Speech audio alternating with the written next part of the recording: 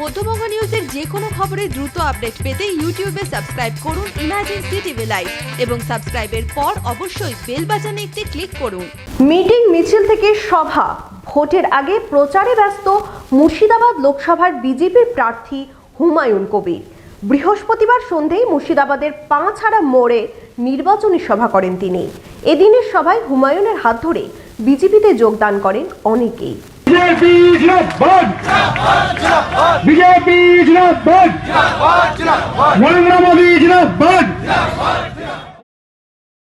প্রথম দফায় কুচবিহার আলিপুরদুয়ারের ভোট হয়েছিল 11 এপ্রিল। আজকে 18 এপ্রিল তিনটে লোকসভা নির্বাচন, দার্জিলিং, জলপাইগুড়ি, রায়গঞ্জের নির্বাচন অনুষ্ঠিত হয়েছে।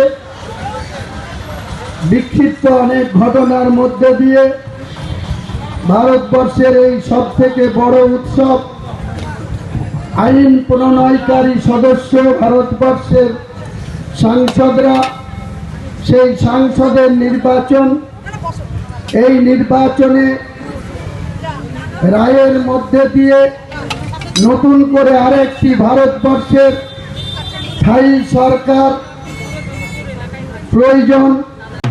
মধ্যবঙ্গের ভোটের সব খবর সবার আগে আপডেট পেতে আজই আপনার স্মার্টফোনে গুগল প্লে স্টোর থেকে ইনস্টল করুন ইমার্জেন্সি টিভি অ্যাপটি আর দেখতে থাকুন ইমার্জেন্সি টিভি, মানুষের কথা সরাসরি মানুষের মুখ থেকে।